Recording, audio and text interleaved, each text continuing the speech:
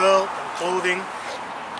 And all these things that were mentioned, they all represent the scriptures at the end of the day. Yeah, that's the point.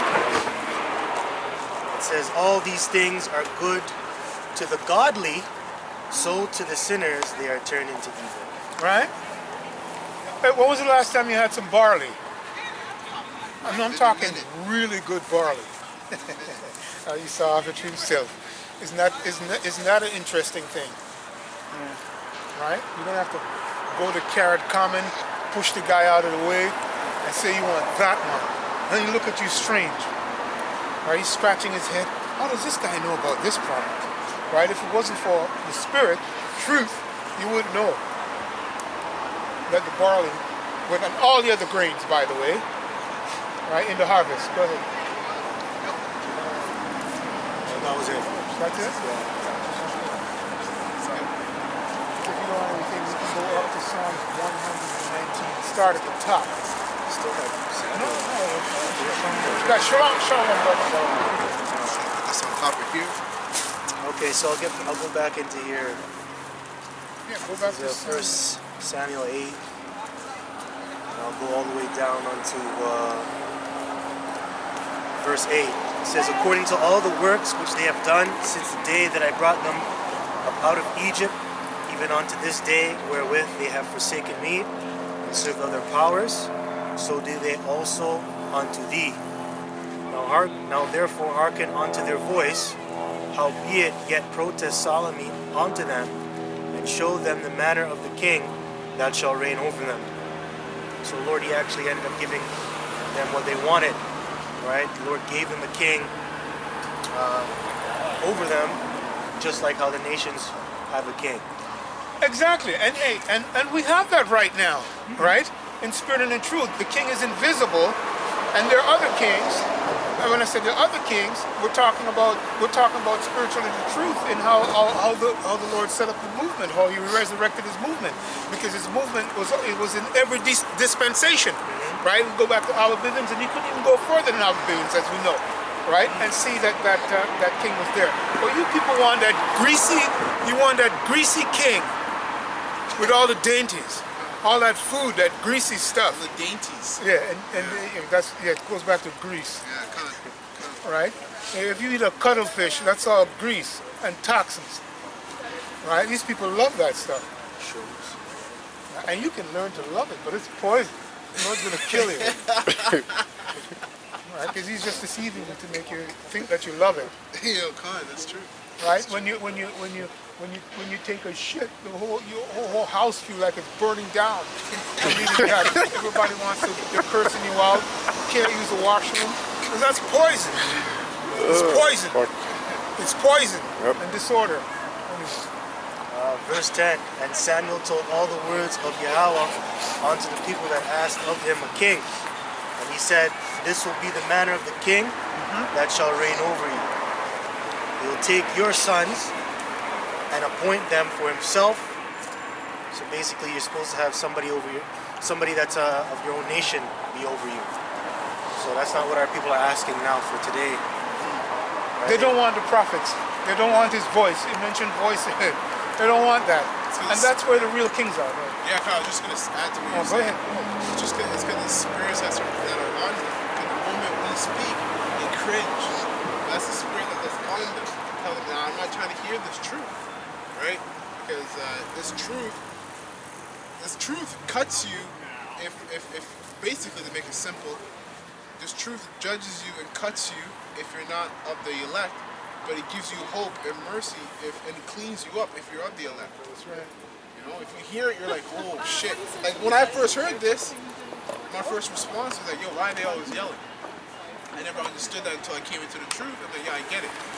But because you're angry. Proverbs 1 and 22. Yeah, very good. You know, but this truth, it helped me, it brainwash me, clean out my brain. But you speak it to some other people, you can see in their face, their spirit being pricked by what you're telling them. You know? Again, another reason why is it's a good art, which I learned from Apostle Kabar, to understand your words. It's a very good art to understand what it is you're saying and how to say it and where to place it in your sentence. You know? powerful, man. You're dealing with fire. That's right. And all these guys are stubble. You know? That's right. Fire. Yeah, it's I fire. keep thinking about the charts. It said fire. I had the motor hose sitting out there with the charts. I keep thinking about that, right? But this fire here, the rehearsal of it, is because of that, because of our power. Those words. Go ahead.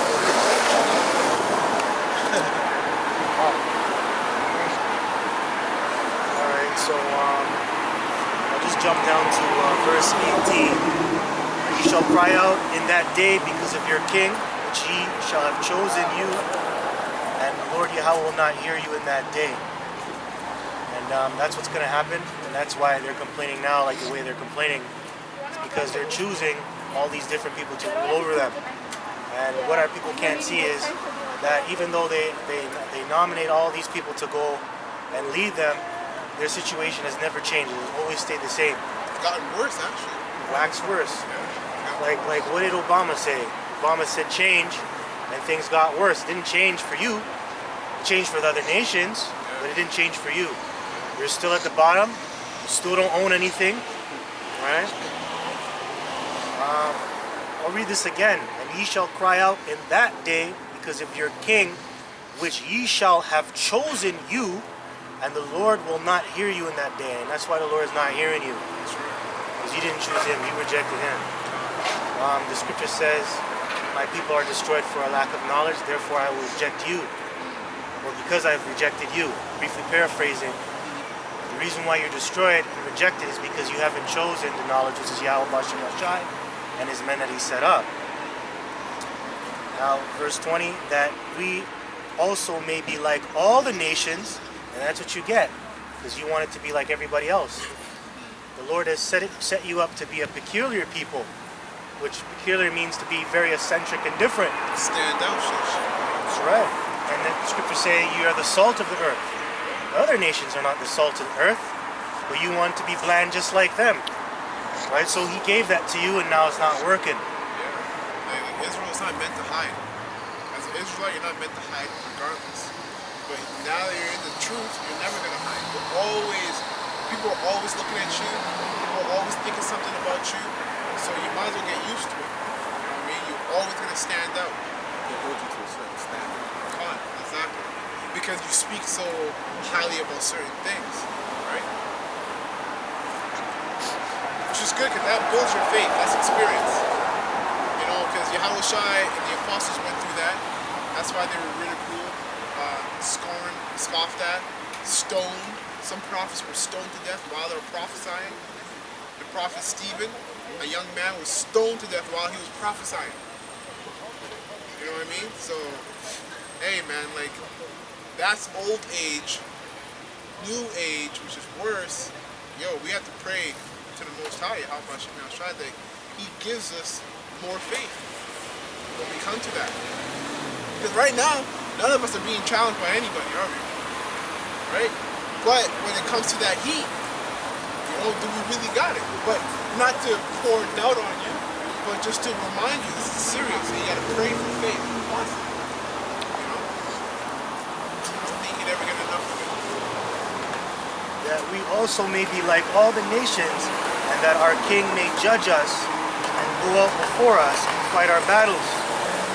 Now these guys that you put into office, they don't fight your battles, they take your kids and put them into battle.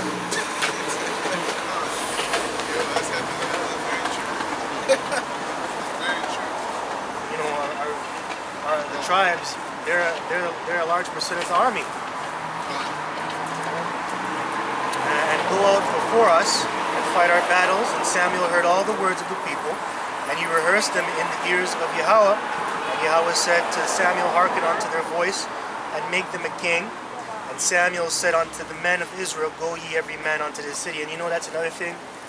That's why I understand why the elders, especially the apostles, and plus they're up in age, so they've experienced it.